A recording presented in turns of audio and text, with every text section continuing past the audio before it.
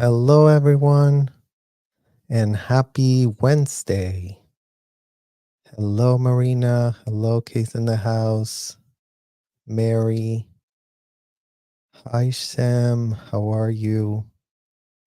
It's good to see you all. You guys, it's good to see you all. Thank you so much for joining us today for another episode of No More Kids in Scientology. And you might be wondering how No More Kids in Scientology episode has anything to do with P Diddy and Ashton Kutcher. And we would have wondered the same thing, you guys. It's almost like they have placed themselves on some sort of bingo card that we're supposed to hear be playing bingo with things that seem so disrelated, but yet they do have a very, very weird connection. Something's being connected. A dot is being connected because in no world did we ever think that we would ever find ourselves in the midst of a serious HSI investigation, Department of Homeland Security, investigating trafficking and investigating what type of trafficking? Trafficking of minors, along with plenty of other allegations that are being investigated here. And we have none other than this P. Diddy case taking a wild turn. Ashton Kutcher is the next splashed. Diddy's list is coming with a lot of heat. Ashton Kutcher's recently hinted at the complexity of his friendship with Sean Diddy Combs. Well, isn't that great, you guys, that Ashton Kutcher seems to be having a lot of very complex friendships. Danny Masterson, Scientologist that is literally serving a very lengthy prison term for being a convicted serial grapist, could also be added to the list of complex friendships with friends, suggesting that there's more to their relationship than meets the eye. The ongoing sex trafficking investigation surrounding Combs has put their long-time bond in the spotlight once again. Kutcher 46 and Diddy 54 have been friends for decades, collaborating on various projects and publicly praising each other's talents. Their camaraderie was evident during a joint appearance on The Late Show with James Corden in 2018, where they fondly recalled how their friendship blossomed. TMC sources revealed that subpoenas are being issued to businesses linked to Combs, such as his phone provider and private jet service. Ashton Kutcher, longtime friend of Combs, is also expected to be subpoenaed amid the sex trafficking investigation, according to the Daily Mail. Despite their close connection, Kutcher has refrained from commenting on the recent federal raids on Combs' properties. The intensified scrutiny surrounding Combs' legal troubles has left many wondering about the nature of his relationships with other high-profile celebrities, including Kutcher. The raids conducted by the Department of Homeland Security are believed to be a part of an investigation into sex trafficking allegations against Combs. While details remain scarce, the ongoing probe has brought renewed attention to Kutcher and Combs' friendship, prompting speculation about the complexities that may lie beneath the surface. Isn't that great, you guys, that it's beginning to look very complex, what we're all looking at here.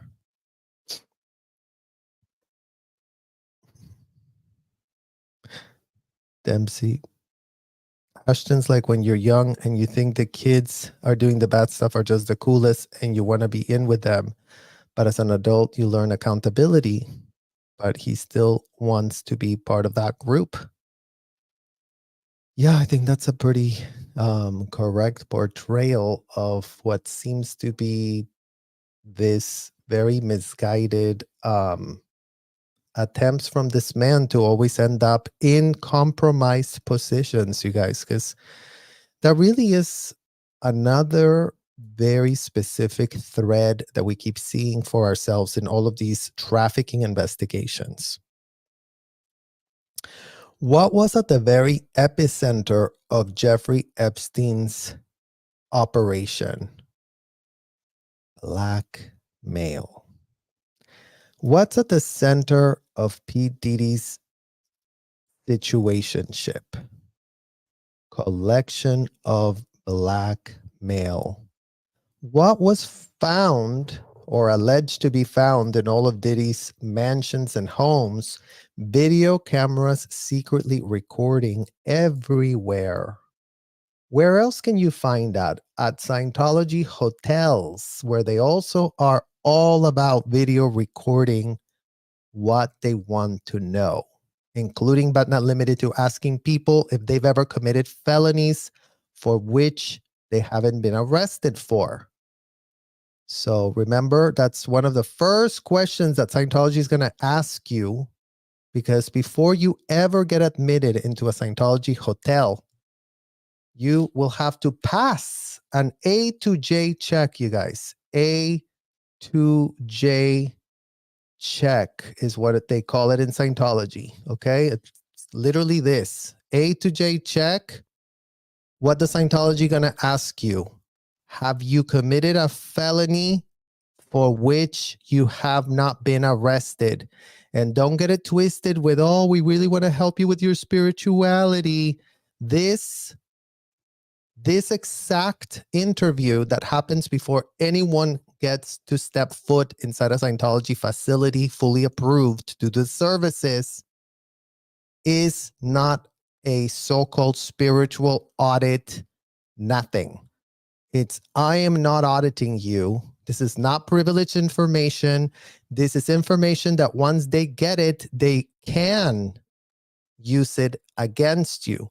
They can sell you their program, so-called program, to deal with whatever felony you have revealed about yourself here in the Scientology A to J check. So blackmail is collected from the very, very beginning whenever people want to go and get audited, trained, or given ethics handlings inside of Scientology hotels with this exact check. So does it mean that every single person that comes into Scientology is a full-blown felon right from the start, self-admitted? No. It means that they know who is a self-admitted felon and who isn't. So they all have that information from the question here. Have you committed any felony for which you have not been arrested? They collect that information, and then the person is put in a position where they're getting helped by the people inside of the hotel. So let's take a look at what in the literal hell is already available for us to know and to react to in terms of what it means to really be P. Diddy's bestie. So let's see in this interview reacting from Sidebar from Law and Crime.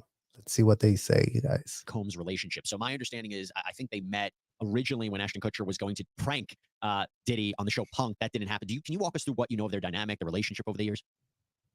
Well, it's, this is really based on reporting. I don't have firsthand knowledge of it, of course, but that it's been a joking and sort of bro-like relationship. I think is perhaps a way to characterize it. That they are buddies.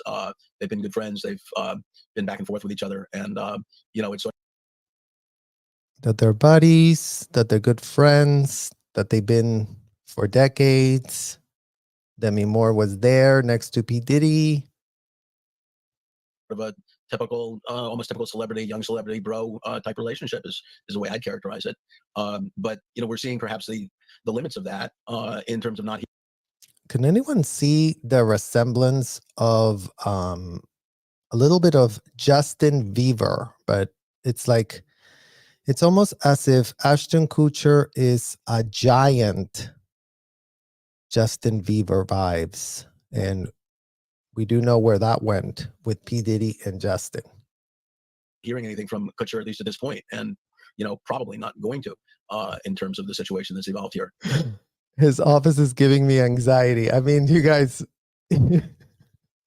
seriously, this is, yeah, I agree with you. Yeah, and so they both worked on MTV together. Combs was on Making the Band, Kutcher was on Punk'd. Kutcher had previously supported Combs at public events like the launch of the Unforgivable fragrance in 2007 in New York. He also attended Combs' infamous White Party back in 2009. He was actually he posed with Combs and Demi Moore. And then in 2010, when Time magazine named Ashton Kutcher as one of the 100 most influential people that year, Combs offered the following quote, that Kutcher is a sounding board for me. Like me, he's a mogul, a new media mogul, but we are yin and yang. I am in your face, but he is understated, cool, suave. Ew. I mean, this is a literal quote, you guys. Literal quote from Sean Diddy Combs. So these quotes are coming to bite them in the literal you know what. In what world is Kutcher a sounding board for you, P. Diddy, when you have the type of operation that you are alleged to be having, and then Kutcher is your sounding board? And in what world is Kutcher also Danny Masterson's sounding board? How can Danny Masterson, convicted grapist, be using Kutcher as a sounding board? Well, now we're also finding that another person is also using him as a sounding board, and they're yin and yang. Imagine that. Do you think, thinking about this, what seems to be a close relationship that I will tell you right now, I didn't even remember they were friends, but now it makes sense. I'm seeing all this. None of us remembered when they were friends, right, you guys? I mean, this seems to be a very odd friendship. I don't think it ever stuck on me that they were friends. It's only until this happened that this came up. Like, oh, damn, they've been friends and they really have vouched for each other. It's not just like any type of friends. It's like they really go with the whole bro vibe, like really deep. Deep bro vibes is what this is giving. Right. But thinking about their close relationship and then hearing comments like on Hot Ones where he says, I can't really talk about those parties, which is something I've heard before about Diddy's parties. Do you think that's something that investigators would be looking into, and what would they be looking into about it? I mean, that's what you call in Scientology pull the string, you guys. Oh, you can't talk about those parties? You can't talk about them. Why wouldn't you be able to talk about incredible, fantastic parties? Has anyone ever been to a party that was really fantastic and amazing and over the top and the most incredible party ever? But you know what? What happened there? Not going to be able to talk about it. Well, what happened at that incredible, amazing party? I mean, who hasn't heard about P. Diddy's white party and how that was allegedly the hot ticket? If you got invited to that party, then you were cool, then you were trusted, then you really had it going on. So I think that people are having to really start to question this information that, I mean, again, when said years ago, it was just like, well, yeah, I can't really talk about what goes on in the party. But now with HSI, fast forward to HSI moves in to really understand what in the hell's going on. Fast forward to the lawsuit that we got filed from Cassie.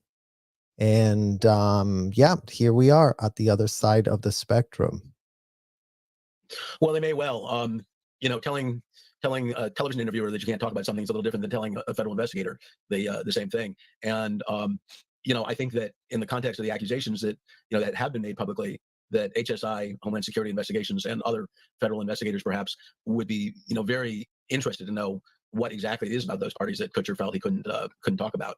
So, that certainly, in the context of the broad scope of these accusations, that it's not, simply, one encounter or one, sort of one-off kind of thing, but the accusations that seem broader than that, potentially would garner interest from investigators. So, there is this dynamic, and you alluded to it in terms of asking about the allegations and the civil suits. There is this dynamic where, investigators, federal investigators, state investigators, in other cases, do they read the newspapers, quote unquote. They do watch the media, and they can't be, when there's a level that's reached, it can trigger an investigation. Yeah, and to be clear, he could be referring to something about the parties that's not necessarily illegal, maybe something embarrassing, maybe something he didn't want to get out there. Doesn't mean he knows about a crime. But having said that, the government, they could subpoena Ashton Kutcher to provide information, right? And that's something we've been wondering. A big talking point is, well, why didn't that you have these federal agents that swarm these properties? Sometimes a raid like that is in conjunction with an indictment and arrest. Here, it's not the case. I'm of the opinion they're still in the evidence gathering phase. They have to process everything that was recovered from the homes. But I also was suspecting that they're issuing subpoenas to a lot of people right now to get a better understanding of what that looks like. And if that's the case, and Ashton Kutcher was issued a subpoena, then no wonder he wouldn't be saying anything about Diddy right now either, right? Well, that's right. And let's underline the significance of those raids. Okay, we have the Fourth Amendment that says that unreasonable searches and seizures are prohibited in this country. Federal agents can't simply legally barge into someone's home without having persuaded a judge to issue a warrant, to sign off on a warrant application. So that's and it's not something that you do early on in an investigation if you don't have enough support to to justify a warrant. So they had enough to justify this warrant, right? And they always know that they're going to get this level of scrutiny. So imagine that this warrant has been actually executed, but what's so unthinkable to us, the kids that grew up in Scientology, you guys, is where is that level of scrutiny after how many decades of kids coming forward speaking about their abuses that took place inside Scientology hotels, literal supposed audits that were supposed to be very spiritual. Well, you know what? We now understand that those audits were not spiritual. Those audits are completely, unbelievably disgusting. The fact that we did it as minors is literally a complete and utter disgusting thing. But imagine that Scientology kept evidence of everything they were doing to us on a daily basis. They wrote it down, they transcribed it, they video recorded, they put it all over their hotels. Well, imagine that, nobody knows anything. Isn't that great, you guys, that nobody knows anything? Where is the Scientology parents going to the FBI? Hi, FBI. Guess what I did when I was a Scientology member? Guess how much money I gave to child traffickers? Guess how many of my children I donated to child traffickers? That's the literal aspect that's not making a shred of sense, you guys. That is actually the literal point. Hello, Nev Report. Good to see you. Thank you for being here with us. Thank you for helping us spread awareness on not having any more kids in Scientology. Probable cause. Probable cause, yeah. Probable cause. That's exactly right. You need probable cause, and you need, in conjunction with that, it may be that you're afraid that evidence will be destroyed. But nonetheless, you can't simply say, well, I'm afraid evidence will be destroyed. Let me, sign off on this, and I'd like to barge into a couple of mansions on either coast of the country. So now this is another question that has been asked of me before, and I just thought I would address it now, you guys, because I've been asked, like, Ward Serge, aren't you afraid that, that evidence is going to be destroyed in your case? You guys, the amount of evidence that Scientology has, not just on me, the evidence they have on Jenna Miscavige, the evidence they have on Aaron Smith-Levin, the evidence they have on Laura FM, the evidence they have on Nora, the evidence they have on Liz Ferris, the evidence they have evidence. All they ever did was write down evidence. And we're talking contemporaneous notes at the time. where all the audits were done, where all the abuses were found out, where all the blackmail was data mined and collected by Scientology L. Ron Hubbard proteges. So there is no world where Scientology was not keeping evidence. There's no world where they can destroy everything because everything connects to something else. Even if they destroyed my files, there's still all the audits I did on other adults. So they cannot go and destroy 500 other people's files. So there is no place where these people can pretend that evidence that they collected on their damn selves, like true, utter criminals with full impunity. This is where they have no benefit of the doubt. All the benefit of the doubt that people are giving. Well, yeah, but innocent until proven guilty. Well, you know what? We were there inside of the hotel. And we were video recording questions. Have you committed any felony for which you have not been arrested? And then all of a sudden, the person was being sent to, go pay for their service. Oh, yeah, let's do a program. Okay, just call American Express. Hello, American Express. I'm about to charge $100,000 on my American Express because I just got an A to J check. And I would like the IRS to hook me up with $100,000 off of my tax bill. Because, yes, you guessed it. The self-admitted felony is about to be floated for $100,000 inside of a hotel, and a child is going to do the floating.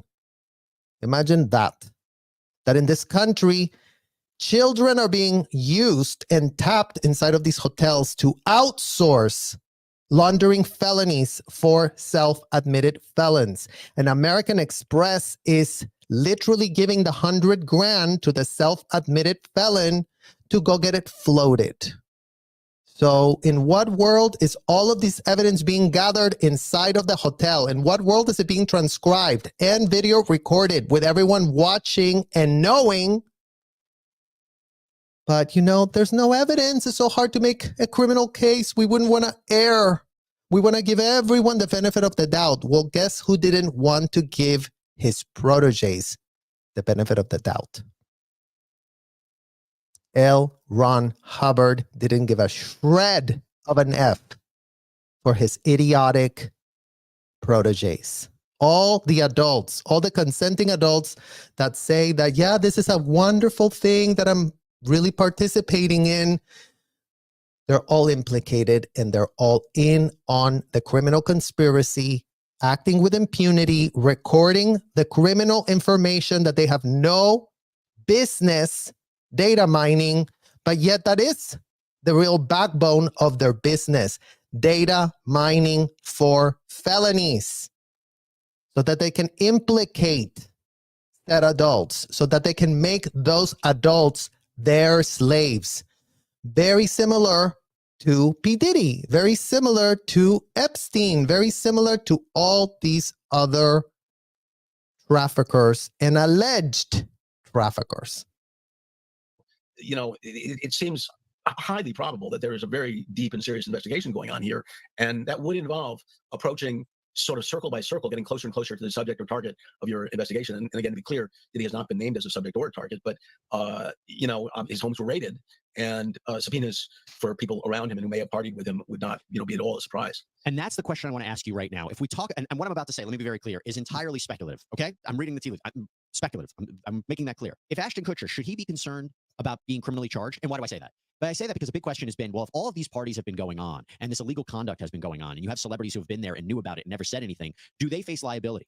Is it just the knowledge of it and not doing something? Is it the participating in it? Again, speculating. We don't know. I'm reading the allegations in these lawsuits. There hasn't even been a criminal complaint. But I'm just asking you, do you think that this is a fair conversation to have, that high-profile celebrities who were with Diddy, partied with Diddy, are concerned right now that they too could go within the orbit of federal investigators? Well, that's a very fact-specific question. We don't know the facts. Did somebody see something and not say something, versus did somebody encourage something to happen, versus did something go on that someone participated in? All of those details make a difference. What I see, all of those details make a difference, you guys. So did someone see something and not do something?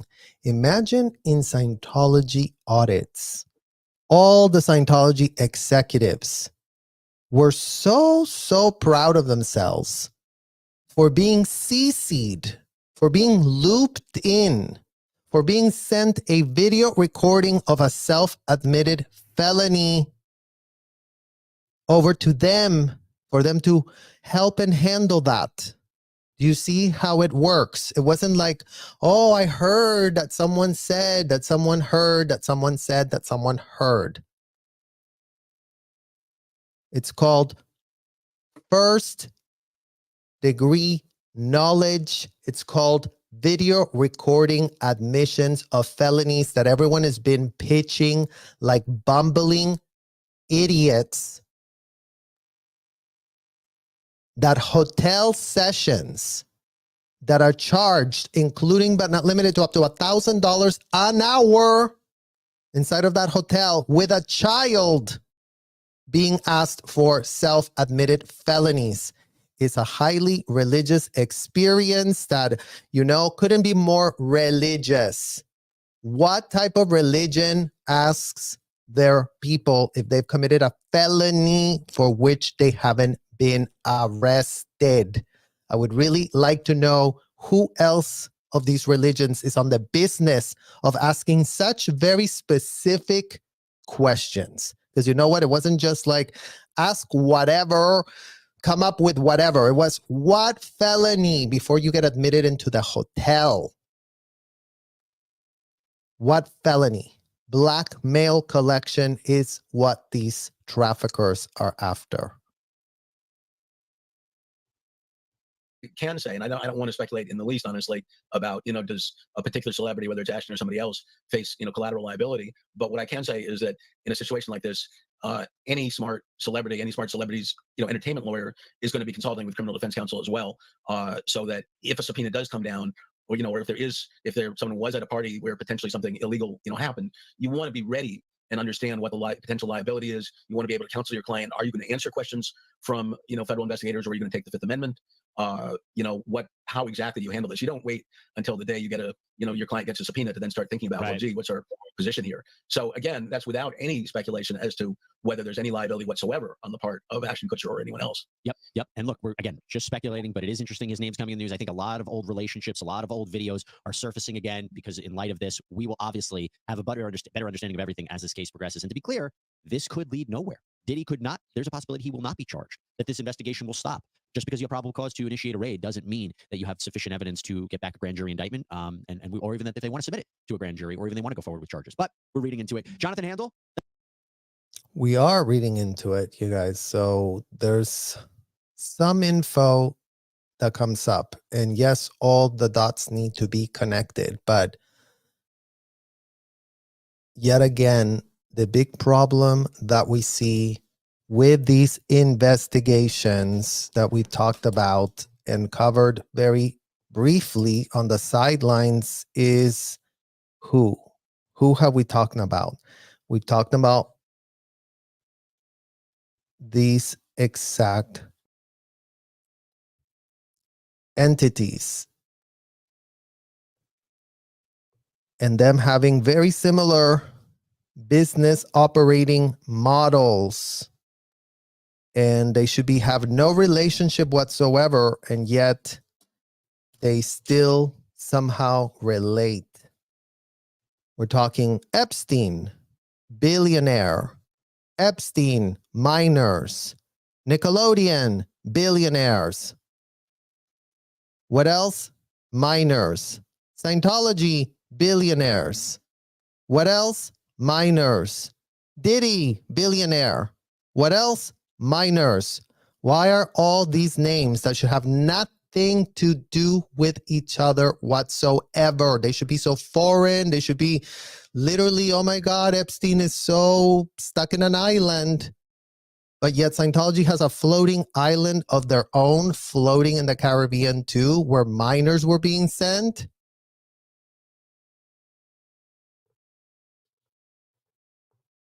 What other laws are on the books for billionaires?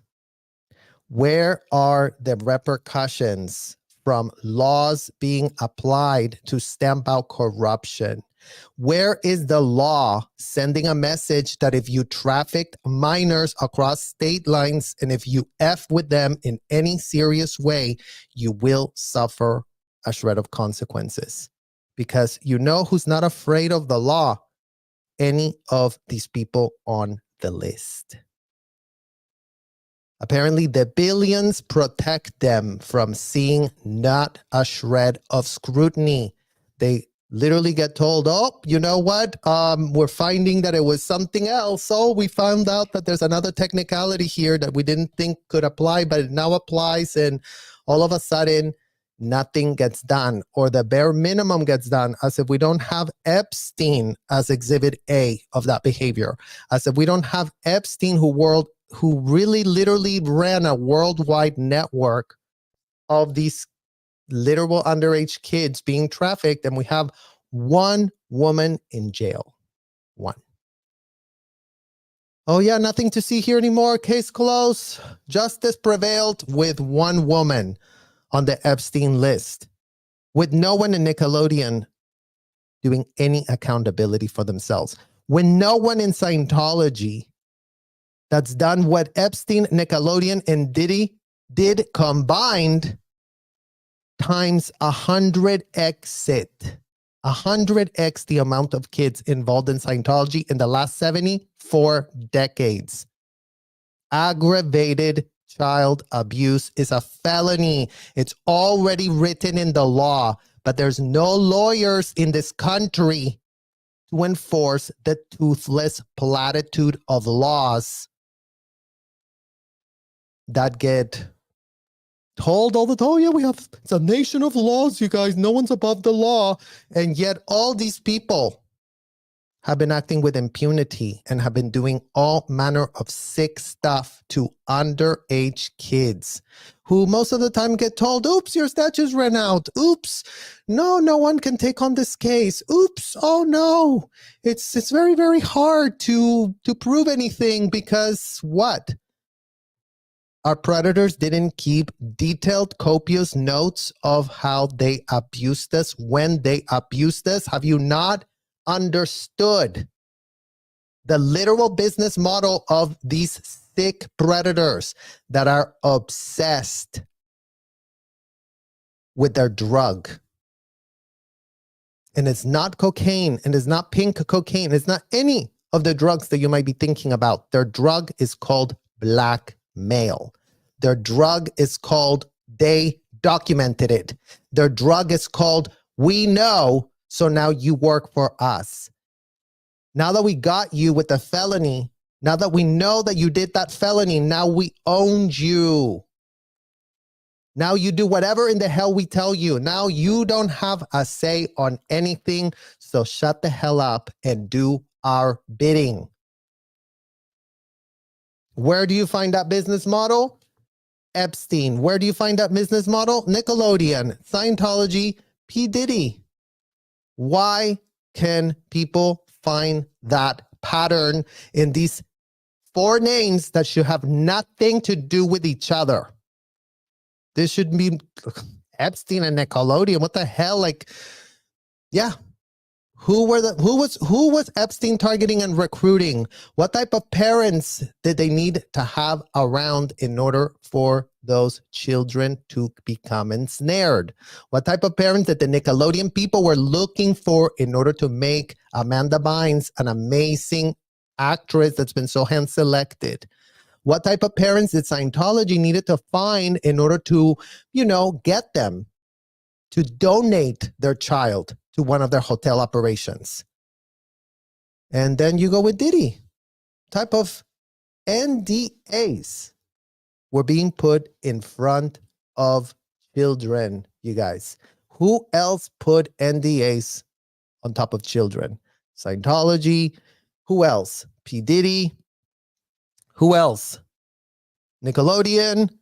NDAs on underage kids. I was signing NDAs as a child.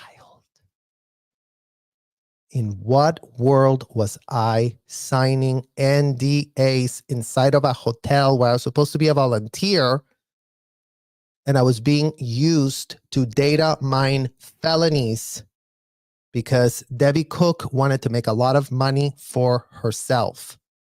Because that would be very, very great to really start understanding right about now.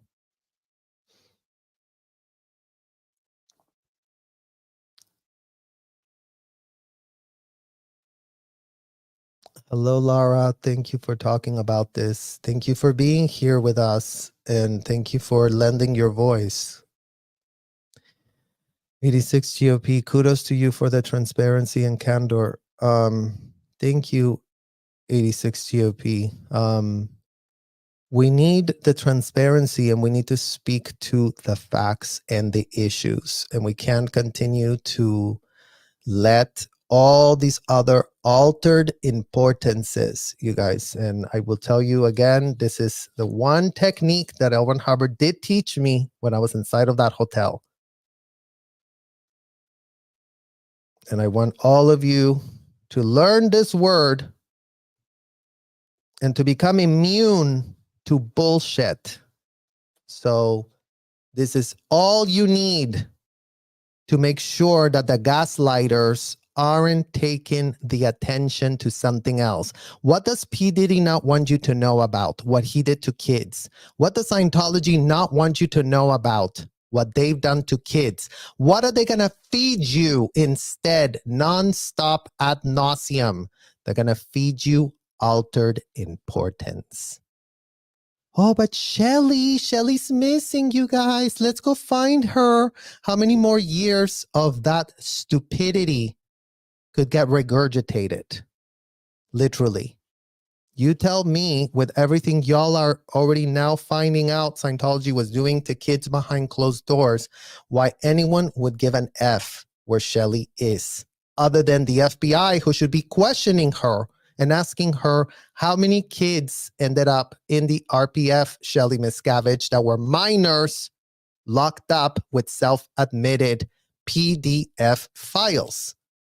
That's the question that needs to be asked to Shelly Miscavige. Everything else is this, an altered importance. Nobody gives an F what else is going on, because all these predators want to hide is crimes against children. They know they cannot survive the scrutiny as to what they did to children. Who else is very aware of that? Mike Rinder, perfectly aware. So what does he do? He hides behind any skirt that he can find to blab his mouth about, and then you know what, there's an altered importance here, and then there's another altered importance there, and there's another altered importance, and please listen to my altered importance. Please buy my book filled with altered importances. Please really learn about the subject if I teach you all the things you shouldn't have to be thinking about, because I want to distract you. I want you to not see reality for what it is. Gaslighting 101. I want to, feed you a BS narrative so you don't look into us. So we tell you what we want you to think about when we are discussing the crimes against children that we perpetrated, that we're fully in on, complicit, etc. on. The ones that we found out all about, the ones that we data mined, the ones that we video recorded inside of the hotel. And that's all you get. That's all we need. Altered importance, fill the airwaves. Talk to all the mainstream media about the altered importance, and the mainstream media that does not know how to conduct an investigation, you guys. The corporate media does not know how to pull a single string. You can bring an entire doll full of strings. Okay, literally strings. And you go, here, corporate media, do an investigation on this doll. And they go, oh, look. Oh, a doll. Oh, let's write a doll. Do you think that they're going to pull down the string to really find out what's going on within this doll? No. The corporate media just goes, we've been told, and sources tell us a bunch of what? Altered importances. And the corporate media is so stupid and idiotic. They don't have eyeballs inside of the hotels. So all they can do is regurgitate what they've been told. They don't have the spine to figure out how to get themselves inside one of the hotels. There's no spine like that in this corporate media. They couldn't give any less shred of an F. They go, nope, we're just going to regurgitate what we've been told by Mike Rinder ad nauseum for the next 2 decades and make money. Make money, make money. Advertisers, here, look, Mike Rinder, he speaks very nice. Look, he speaks so nice. Look, doesn't he speak nice? And then they just go like that and print money. YouTube ads. Let's put it on the whatever. Let's make money. Make money on children's pain. Make money on the back of kids that have been trafficked. Let's make a lot of money on that story. They keep using each other. They keep using each other. Who made P Diddy a household name? Does the mainstream media have anything to do with that or not? Who laundered P Diddy's image for how long? Does the mainstream media have anything to do with laundering P Diddy's literal image? Why is P Diddy so iconic? Who's been selling P Diddy to America? Did America come up with that conclusion? No. Who sold Ashton Kutcher to America?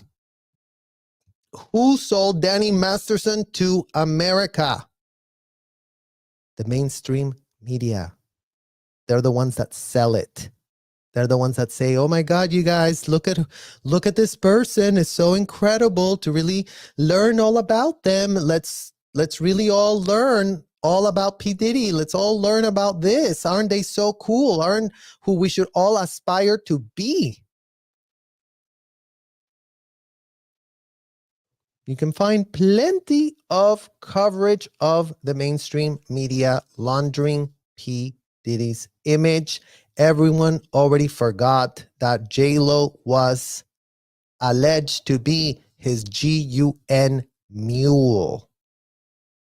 It's called what else again? Blackmail. What was J-Lo implicated in before she became the incredible success story that she's not? Because in the next video, you guys, we're going to be breaking down that fake image. You know, it's giving J-Lo is a plant. J-Lo is a plant. A plant that was planted. A plant that was planted, made a lot of money, has a lot of connections, a lot of money, because why? Why did you make a lot of money, J-Lo? Why are you sounding so unrelatable right about now? What has been driving the artificialness of your fake personality as if you really are Jenny from the literal block? And that is the new era that we're in, you guys. People don't give an F about these fake personage that's get put in front of them. Oh, this one's the one that has all the millions of followers. Where? On Instagram. That's what matters. All of these brands that have a lot more there than meets the eye is what is going on. So, I mean, I said in the next video, but I mean, might as well show you all exactly what we're talking about J-Lo. You know, just to contextualize some stuff that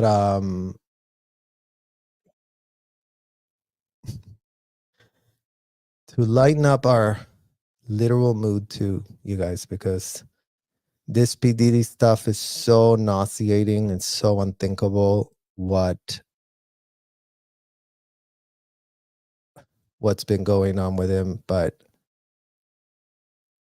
here, let's do some Jenny from the block situation, since she's also, weirdly enough, so closely related to this situation. I mean, in what world is Jenny from the block, P. Diddy, Ashton Kutcher, all of them just... That she is acting like it. And it's annoying. Hi, y'all wanted me to go to this Bronx Bodega, man, and get this J-Lo special. So I'm gonna do this for y'all. All right, y'all ready? All right, come on. The J-Lo special, I need that. That ham and cheese. Ham and cheese, some tomato? No. Just ham and cheese on a roll. You want it hot or cold? I want it cold. It gotta be cold. Yes, cold. And do y'all sell that drink? If you know, you know. If you know, you know. The orange drink. If you know, you know. If you know, you know, you guys. If you know, you know that drink that I guess J-Lo made up. Bring in the bag. All right, copy. Small bag of chips. I gotta get that orange drink. If you know, you know. I don't think they got it in here though. That J-Lo special. Ham and cheese on a roll. In a roll? This right here is not the J-Lo special. That guy lied, J-Lo lied. What's going on? I go there and order it. He talking about he don't know what that is. I have to tell him. The ham and cheese on the roll. And they didn't even have my orange drink. If you know, you know. They didn't have if you know, you know. They didn't have it. Damn, man. You know what, J-Lo, for lying to me, what does New Yorker say? You. My go-to order at the bodega was ham and cheese on a roll with an orange drink. If you know, you know. A few things about this video just bothers me. This order was just a little too basic for it to be real, and it just makes me feel like this was not her go-to order. She was just saying this to be relatable. Because if you were born and raised in New York, you know that ordering a sandwich is basically like speaking another language. So one of my followers who's in the UK sent me the clip that's going around TikTok of Jennifer Lopez answering the question, what was your go-to order at the bodega? I mean, you guys, if she cannot even be credible on an order to the bodega, I think Jenny from the literal block is going to have a big credibility crisis. Big credibility crisis is what she's having right about now.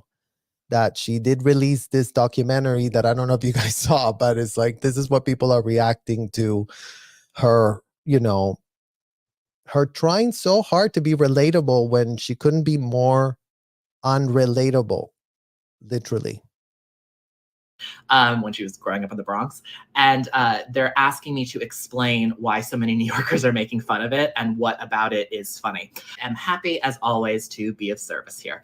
Let me just recite verbatim what she says her order was, and we'll take it from there. So she says that her go-to order at the bodega when she was growing up in the Bronx was ham and cheese on a roll with an orange drink, if you know, you know, and a small bag of chips. I keep seeing these videos of J-Lo talking about the Bronx, so I'm here and I'm gonna try her bodega order. I looked it up. A bunch of people said to go to this place, Adam's Deli Grocery, so we're gonna try it. Ham and cheese on a roll, please. Thank you. And then she says she gets small chips. She didn't say what kind. There's a million chips. You know what? I'm just gonna get Takis because they're my favorite. And then the mystery of the orange drink. She says if you know, you know. Don't know. Like there's a million orange drinks. We have Crush. We have Sunkissed. I'm just gonna go with Sunkissed. Here's this the orange drink. J-Lo special. Let's see it. Taste test time. You know what? J-Lo is on to something. For the full effect, I need my Takis and Sunkissed. You know what? I was ready to roast her, but this is actually a 10 out of 10 lunch. The best way is to actually take the Takis and put it inside the sandwich. The perfect crunch. I came to the Bronx yesterday to try J-Lo's famous bodega order, but everyone's saying I did it wrong. I'm back in the Bronx to redeem myself, and I'm gonna try J-Lo's real bodega order. Everyone told me I have to go to a bodega on Castle Hill, so I'm at Best Deli and Grill. Place is packed, so I know it's good. I get a ham and cheese on a roll, please. Nacho cheese. Do not have the orange quarter water. I have to run up and down the block to get the full J-Lo experience. I got this. I'm already out of breath. Here's my lunch. I got a plain ham and cheese on a roll this time. I got my orange drink and small bag of chips. I'm not gonna lie, this looks a lot less appetizing than the one yesterday with lettuce, tomato, all the stuff, but we're gonna try it and be authentic. This is good. It's a good sandwich, but it's better with everything on it. Next, the drink. I've had these before. They're If you know, you know. really good. Now we're gonna do it my way and putting it inside the sandwich. Final taste test time. This is still good. I'm gonna give this one 8 out of 10. Stop hating on J-Lo. She knows her food. What's funny about this is not so much that it's technically incorrect, it's that it is generic to the point of unintentionally being really comical. Like this would be like if someone were to ask you, what is your go-to fast food order? And you were to say, you know, my go-to fast food order would be a cheeseburger with a cola-flavored soda, if you know, you know, and a small order of fries. Like, that's what it sounds like when she says, like, you would be like, what are you talking about? What do you mean? Give her the benefit of the doubt and just go through these individually. So ham and cheese on a roll. All right, I'll give it to her. Technically, yes, that is something you can get at a bodega, sure. I wouldn't say it's a particularly common order, but yeah, you could get a ham and cheese on a roll, fine. But that's actually not really what she was being asked. And I feel like New Yorkers would know that. It's not what you order so much as how you order it. It's all. And you see, guys, what we're seeing here is another example of, you know, breaking down something that is so fake on its face, and that people that are actually intimately familiar with how it actually is to live in the Bronx, how it actually is to go to a bodega, how it actually is to order something that you want them to make for you. It just doesn't pass the smell test is what is happening. It doesn't pass the smell test because, you know, J-Lo that sold us all on how relatable she was, it's giving not very relatable with all these lies and the ham and cheese on a roll. All about customization at a bodega. So Especially if you're ordering at your home bodega.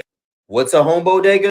Your home bodega is the place that as soon as you walk in, without even having to say more than 2 words, Poppy know what you're about to get. And he knows how you get it to a T. The Poppy knows what you're talking about. Poppy knows what you're talking about. The experience of getting a sandwich at a bodega is the customization of it. Everybody's sandwich is different. Oh man, let me tell you one thing. You can't be from the Bronx with that. I'm not gonna lie to you. Like, I don't even respect. I'm still Jenny from the block anymore because I don't know what block you was on where you think a ham sandwich and an orange drink you talking about. If you know, you know. We don't know anything. There's mad orange drinks. That doesn't make sense. So we don't know that. And to say that what else a New Yorker says is fuck you is crazy because everybody says that. What about come on, it's mad shit that we say as New York people. What the fuck are you talking about, J-Lo? What are you talking about? Like, for real. Like, this is crazy. No, I'm not some tourist, okay? I know what to order at the bodega. Hi, can I get ham and cheese on a roll, orange drink, you know, because If you know, you know. I know, I know, and a small bag of chips. What? So here's the thing about the ham and cheese sandwich that y'all non-New Yorkers are not kidding. I don't know what she was talking about with the orange drink. If you know, you know. But let's talk about the ham and cheese sandwich. Anybody that's really from New York, I'm from Brooklyn, she's from the Bronx, whatever, know that it's not just a ham and cheese sandwich. It comes with a whole bunch of other stuff after it. What? And it just rolls off the tongue. It rolls off the tongue. Everybody knows you don't just go in there and say, I want ham and cheese on a roll. They're going to look at you like you're crazy. You need to know the rest of it. What's the rest of it? For instance, my go-to is ham and cheese, lettuce, tomatoes, salt, pepper, oil, and vinegar with mayo on a hero, not a roll. It comes with all that stuff. You don't just, you know that. You just know that. My go-to order at my home bodega is honey turkey, pepper jack cheese on a roll with mayonnaise, cold, salt, pepper, oil, vinegar, lettuce, no tomato. J-Lo ain't make mention of condiments, vegetables, if she got the sandwich hot or cold, nothing. And if you're a true blue New Yorker, you're going to list all those specificities when somebody asks you, yo, what do you get from the bodega? Next, she mentions her drink of choice is an orange drink. If you know, you know. If you know, you know. No, J-Lo, we don't know. Because again, people will tell you what bev they getting when they get their sandwich. That orange drink literally could have been anything. It could have been a Sunkiss in a can. It could have been a tropical fantasy. It could have been a Top Pop. Now, you know you from New York, old New York, if you know what Top Pop is. It could have been a quarter water. She didn't tell us. And last but not least, the chips. Fam, let me tell you something. Chips make or break the sandwich combo. You could have a fire sandwich, but the wrong bag of chips could throw off the whole entire meal. And your bag of chips is always your bag of chips. You may settle for something else if they don't have it and call a little audible, but more often than not, you sticking with that same bag of chips no matter what. And she ain't give us that either. So the fact that she basically was telling us that she was running up and down the block getting a sandwich that was just ham, cheese, bread, and vibes, I'm not jacking it. I'm not jacking it. Okay, you want ham and cheese on a roll. What do you want? Mustard, pickles? Do you want, peppers and onions? Do you want extra cheese? Like what? And I feel like that's really the question that she, even if you just wanted it plain, she would have just said, like, I get that plain, but she didn't even specify that. So all right, fine. She says, with an orange drink, if you know, you know. I'm going to put my cards out on the table right now. Jennifer, I don't know. I have no idea what you're talking about. Now, granted, I am a little bit younger than you are, but I don't know what you mean. I mean, it can't really be an orange juice or an orange soda, because I feel like she would have used those words if it were. It's not. So I'm guessing she means either like a Sunny D, small juices that used to have like those hugs, but those came in a lot of different colors and a lot of different flavors, not just orange. So you wouldn't really call that like an orange drink. A small bag of chips. The fact that she specified small is redundant, really, because I'm like, with your order at the bodega, it's assumed you're getting an individual size bag of chips. And why not specify just any chips? That's fine. Any chips is cool with you. I mean, maybe she's chill and we just really don't know. Who knows? So it so clearly smacks of something that was manufactured or like Googled or something that like no one would ever order that. I mean, that's, even if that is technically what you would order at a bodega, that's not how you would articulate it. I think that's really the issue. All right, guys. And then because I did see somebody in the back saying, like, why are we talking about Jennifer's Bodega's order? And you know what? I wouldn't have known until today that I saw this video with this compilation of things. It's like, when we talk about Scientology and the people that talk about Scientology, it's giving very much J-Lo, if you know, you know. And it's all about talking about stuff on the surface, right? So in Scientology, people that arrive go and get a what? An A to J check. They don't just arrive at the hotel and they're just like, oh, hi, I'm here to go spiritually free and cross a bridge and I want to soar to the sky. That's not what happens when anybody goes inside a Scientology hotel. They don't just go, oh, I'm here to increase my spirituality and raise the tone level of the Thetan that I was told I was. That's not how you order things inside of a Scientology hotel. First of all, you're not allowed to order, because if you want to go get serviced, which is literally what they call it, you guys, I kid you not, go get serviced. And it's not giving, pimp vibes. Well, you know what? That's what they call it. Did you get your service? Are you happy with the way you were serviced? That's what they're calling getting an audit. That's people going to get serviced. And when people want to go get serviced, they have to what? First and foremost, go answer the question if they've ever committed a felony for which they were not arrested for. Then that felony gets written down. The felony gets fully transcribed as to all the admissions that are being done. The person administering this security check needs to pull all strings. They need to get to the bottom of every single aspect of the information of the felony. So you cannot give a glib answer like, oh yeah, once upon a time I committed a felony a long time ago. Okay, great. Let's go to the next question. No, sir.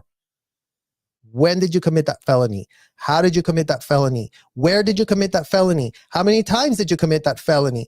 Who did you commit that felony into? Who else was implicated while that felony was being committed by you? Recorded on video, transcribed, watched, passed around between, oh, let's send it to this case supervisor. Let's send it to that other case supervisor. Let's send it to OSA. Let's get everyone to approve it. So this thing where J-Lo goes, oh yeah, I just go to the bodega and get this and get that. It's giving that superficial vibes that we keep getting with this so-called what is Scientology and what are people really getting inside of the hotel. Because everything is always this glossed up thing about, well, you know, people in that hotel, they really want to go free. How are those people really going free? Because the devil is in the literal details. So this does really provide us with some context here about how, you know, you can be full of S and just, you know, be very glib about the details. And then the people that have been inside of that situationship, like all these New Yorkers that do go to bodegas, that do know how it's ordered, that do know all the steps that you need to go through, are going, that doesn't pass the smell test, J-Lo. The thing is, like, even if it doesn't have to be complicated or expensive, even if she had just said that, like, growing up, her go-to order at the bodega was like a butter roll and a small black coffee. Like, even that, like, that's believable. I mean, if you're a teenager, you're going to school, you're going to auditions, whatever she was doing when she was coming up. I mean, yeah, just get a butter roll and a small black coffee or something, you know, like that at least sounds real. That at least sounds like something that would actually happen. And this is really me just answering a question. This has nothing to do with any personal vendetta I may or may not have against Jennifer Lopez for what happened with the firecracker sample that should have been on Mariah Carey's Loverboy song. Yeah, what can I get for you, boss? Yeah, can I get the ham and cheese on a roll with an orange drink? If you know, you know. Orange drink? Yeah, if you know, you know. And a bag of chips. Get the fuck out of here. Now, I definitely have my own reservations about Miss Jenny from the block, but I'm really from New York, born and raised, and I see people talking about a real New Yorker would say chopped cheese, da-da-da-da. The tea is that chopped cheese is actually a little bit newer, like maybe around like 2014, 2015 that came out. What we were actually eating and getting from the bodega or the deli or whatever you call it, the corner store. That's what I grew up calling it, the corner store. I was getting, if you're really like on a budget, you're gonna get a buttered bagel. But it's literally just bagel toasted with butter on it. But it would hit every single time. Everybody knows bacon, egg, and cheese, sausage, egg, and cheese, whatever. If you're gonna get a deli sandwich, everybody usually gets honey turkey, cheese, whatever. I like my stuff on a hero. Some people will get it on a roll. To each his own. Ham and cheese is not too far off. Mind you, I'm not from the Bronx, so this, you know, whatever, it might be borough to borough, but ham and cheese is not too far off. I have not really necessarily heard somebody get a ham and cheese before. I've never heard somebody order that necessarily, but yeah. Now on to the drinks. We would get a quart of water, which is no longer a quarter. It's like those little juices in the jugs, and there is one that is orange. So she might not be chatting. This is maybe like more of a newer generation thing, at least my generation, but we used to call them nutties. It's the tropical fantasy juices. Those are really good. You're not supposed to say they're good, but you get those. If you know, you might get a twister. If you know, you know. I can't even explain it. It's fully just sugar. Again, I have my own reservations about Miss Jenny from the block. But I must say, I hear people tuning in talking about what a real New Yorker might say, and it's not chopped cheese, I promise you. Only chopped cheese if you're like younger, but not from Miss Jenny's days. So I just wanted to put that out there. I think what like bothers most New Yorkers about like this video with J-Lo is that as a New Yorker, we know that it's not what you say, but how you say it that changes the context of everything. Like when you order a sandwich at the store, it's not saying, hey, ham and cheese on a roll. It's the extra stuff after that. Simple. Let me get a ham and cheese on a roll with everything on it. Everybody's sandwich is different. And then two, we don't just say, you. We don't say that. We say, fuck you, my nigga. What the fuck is you talking about? Like, that's how we say it. Yo, Orange Drink has entered the chat. It took somebody in their 40s to unlock this memory for me. Oh my God. When J-Lo said orange drink, she was talking about quarter waters. Oh my God, that's the orange drink. Yo, I haven't had, man, that completely left my mind because quarter waters, The last time I had a quarter water, I was like, what, in pre-kindergarten? Yo, damn, J-Lo. You really showing your age. Because if you was talking about the quarter waters, that's crazy. To be in your 50s and saying that will be your go-to drink. Ain't nobody in the past 30 years thinking about quarter water. But yo, what was the other drinks that we used to have? There was a drink with the little the little fat boy with the backwards baseball cap. Hold up, gotta go. Chubbies. But yo, I don't even remember him looking like that. I remember. Wait, hold up. Wasn't there a drink with like a little boy with the sunglasses and his arm was crossed with the backwards baseball cap? I don't remember him being this happy. I remember him looking kind of cool. Yo, y'all let me know. Yo, y'all remember Squeeze-Its and how kids were like choking on these little plastic caps? And Mandos? Wow. Good times. Good times. I don't care what nobody say. The fucking Bronx made the chopped cheese, you heard? The Bronx made the chopped cheese. Don't let nobody from Manhattan, Brooklyn, Queens tell you that they made the chopped cheese. That shit started in the Bronx. The thing about Cardi B is she's authentically herself. I don't care who you are in this world, whether you're a megastar or whether you're a normal person in your day-to-day life. When you're yourself, nothing can beat that. And the beauty of being yourself is no one is you. And we see Cardi B, we hear Cardi B. Cardi B gives us a personality that has never changed. There are a lot of people who give us personalities that have never changed. Beyonce has been the same person since she was 16. She hasn't always been rich, but she's been the same kind of person. Nicki Minaj, no matter how you feel about her, she has given us Queen's Girl from the day she came out to now. J-Lo is losing because of inauthenticity, if you guys can understand that concept. And while so many people think this is like J-Lo hate, it's not. It is just people finally realizing that when you're not authentically yourself, you don't resonate with people. When you are the person you know you are and you're secure with that and you're giving that to someone to consume, we want to consume it. We made Cardi B famous because. And you see, guys, this is such a great point that he's bringing. And I think that's why we are entering a new era where nobody wants that fake planted, right? It worked with J-Lo because you know what? If the mainstream media chose you, if you had connections, if P Diddy said, oh yeah, you're going to be the next girl to really make it, then they made it. Then the connections happen. Then everything just fell and everything seemed to be very organic. And for a long time, that formula was working, but we are on a different age now where people don't want to see that because it's just, who wants to see that sort of staleness, that sort of, there is no authenticity to it. And to this point about what he's talking about in terms of Cardi B, that's why people connect, because they feel they can trust that. They know what they're getting. With J-Lo, we don't know who in the hell she is. From one year to the next, she's pitching that she's this, she's pitching that she's that. She's pitching being relatable, and she couldn't be more unrelatable because she has not been authentic to her story, and she's propped herself up in this entire ladder in a way that, you know what, it's smelling like a rat is what it is. It's smelling like a New York City rat without the block. But she is the girl from the Bronx. Like, whether her teeth are fixed, whether she has a BBL, whether she gets a nose job, she's still the same person. Even when people ask her about how much money she makes, she's like, I make a lot of money. I'm rich. But then she also helps out her whole family. She's always in the Bronx doing stuff. She's always giving back to her community. So we don't need to ask Cardi B these questions. We already know what Cardi B would say.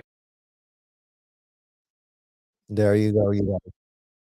I was just dying over the artificial fake answers and really the connection of P Diddy to Ashton Kutcher to Danny Masterson to Scientology to these studio productions to these celebrity plants that get planted. Oh, this is what success in America looks like, you guys. Jennifer Lopez is going to relate to all the Latinas because all the Latinos really going to see themselves in Jennifer Lopez. And you know what? I don't think we've seen ourselves in that woman because she's just too fake. There's just too much of the fakeness going on. And I mean, we'll be reacting to this later, you guys, but it's like she made a whole documentary that she self-funded. I mean, imagine the desperation. It's almost like J-Lo saw this coming. It's almost like she saw, you know what, everyone's going to call me out on my, weird P Diddy situationship that did happen when I was on my come up straight from the Bronx. I think that's what actually gave her that street cred, you guys, because she was like, oh no, look, I'm just like anybody. I'm just like a girl from the Bronx here with P Diddy. Oh, he really did see my raw talent. And oh, look, I did all it takes to become a multi-millionaire brand selling products. And unfortunately, it's the grift. Is the grift stemming from the inauthenticity. No one is begrudging that she is famous or successful, but it's the inauthenticity that is really, fumigating her brand. Because, no matter how much spritzing, right? It's like we always go back to that same phrase with a different air freshener, you guys. It's what it's giving. And I'm glad I'm not invited to their club too. Exactly. We don't need y'all's club, because who wants to be part of a fake club? I mean, again, you guys, like, isn't that interesting that all these cult pyramid schemes start out the same? I really want to be like L. Ron Hubbard. I really want to be like P. Diddy. I really want to be like Ashton Kutcher and Danny Masterson. And then all their little minions underneath there really buy the pitch of, I really want to be like this and I really want to be like that. And they end up being nobodies because they're not being themselves. They're just trying to be someone else. So I think that the veil of all of this stuff is literally falling. And again, we are advocating on how this relates to trafficking of minors, because unfortunately, as funny as this was with J-Lo, let's not forget that J-Lo's own father was and is a Scientologist. And Jennifer Lopez has made very, very good comments to the press about how she doesn't understand how, people are having this negative reaction that her dad is a Scientologist. At the time in 2007, which is when she gave this statement, he'd been a Scientologist for 20 years. So imagine in 2007, he was a Scientology for 20 years. That means he's been a Scientologist since 87. And now imagine he's been a Scientologist for 37 years. Imagine that. 37 years that Jennifer Lopez has a Scientologist as a dad, and she sees nothing wrong with it. And he's the most amazing man in the whole wide world. And apparently, again, another tell me your privilege without telling me your privilege, J-Lo, because apparently you're the only one that got the non-deadbeat Scientology dad. So it's great to be J-Lo. She had a Scientology dad, but somehow he's the greatest man alive. She literally got, in cahoots with P. Diddy and did all kinds of horrible things back in the day. But, she came out unscathed, and she's just, promoting her latest movie or documentary. And no, we're not buying this anymore, you guys. We're not buying it again, because we all have to understand what's hiding behind the shiny lights. Because again, it's like the one thing that burns our biscuits about P. Diddy is that minors are involved. Minors are involved with Epstein. Minors are involved in Nickelodeon. Minors are involved in Scientology. It's all those minors that need the advocacy, that need y'all's help, right? It's like minors need advocates, outside sources to say, hey, you cannot be doing this to kids. Hey, You have it here on a piece of paper that a convicted felon, L1 Hubbard, wrote it down, and now you're just going to go with that pitch? Because why? No one is going to call you out on what is included in that pitch, because you're going with the fact that, oh, it's a religious experience that I am having at the expense of children. You cannot have a religious experience at the expense of children. Ask Ruby Frankie and Jody Hildebrand, Scientology parents, if you can really be tapping into spirituality while committing aggravated child abuse. And here's another Scientology word for all of you guys. And it's called altered importance. Oh no, it's actually called contrary facts, okay? So this is for all Scientology parents in your own language. So you're going to say you're doing a lot of spiritual things, but then you're locking children up inside of a hotel against their will. So that is what is called contrary facts. So if you're locking children up inside of a hotel against their will, if you're locking up their passport, if you're asking them depraved, disgusting questions, you cannot claim that they were having a spiritual experience. And that's how fake this claim of all of these adults that conspired, that got together, that agreed that children weren't children, that children were fair game to be made to, sign for some NDAs. Why not sign them up for an NDA? Why not sign a child who cannot consent to sign an NDA? What type of thing were these children being exposed that they really needed to sign NDAs? And I know that everyone's going to say in the comments, oh no, Serge, you don't get it. Like NDAs are not going to be enforceable if children sign them.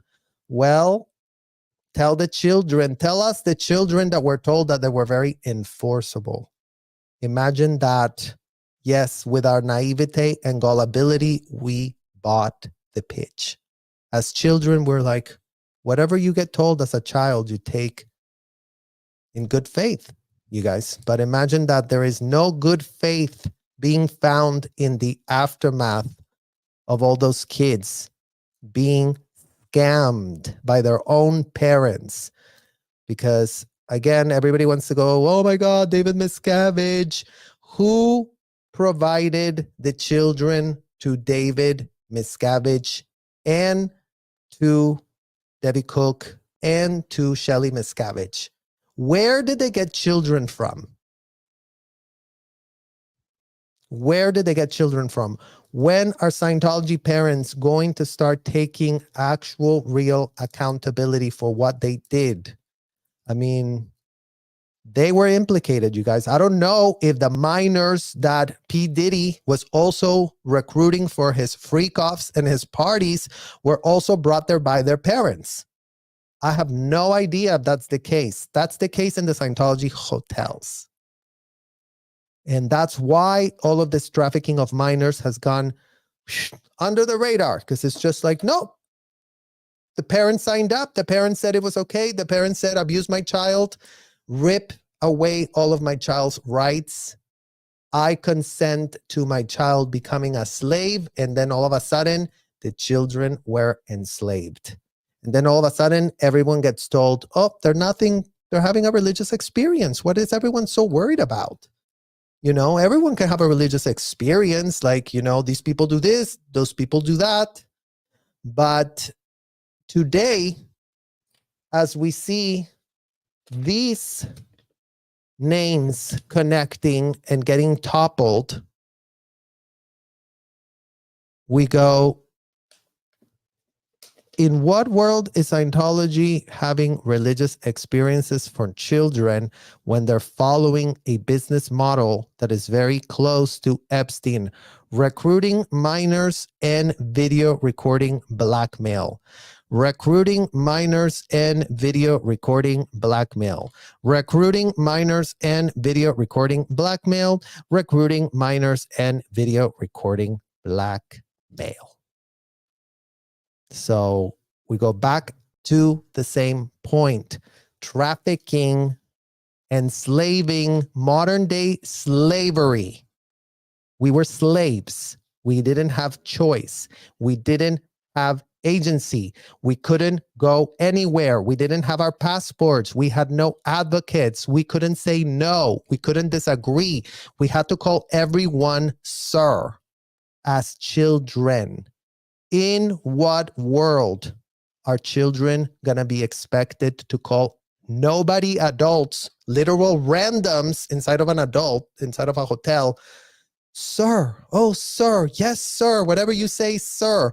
What kind of sick adult gets off having underage kids calling them that? I'm going to leave you guys with that question in the open air, because going back to, we need to get into the details. We need to get into the details of the order at the bodega, how it really happens. And that's why we, the kids that were there, we would know. We would know if these people are just full of, you know what, blabbing away, clogging up the airwaves with as many altered importance as anyone will hear them yap about. Mike Rinder, oh my God, you guys, I was really beat up by David Miscavige. You have no idea what David Miscavige did to me. I'm such a victim, you guys. You have no idea. Let me get to the Tampa Bay Times to write the truth rundown. The truth rundown? More like the lies from hell rundown. More like the Tampa Bay Times has no literal clue how to pull a single string. I thank you guys so much for watching and caring and advocating for this issue. And I will see you guys all really, really soon. Thank you so much. Bye-bye.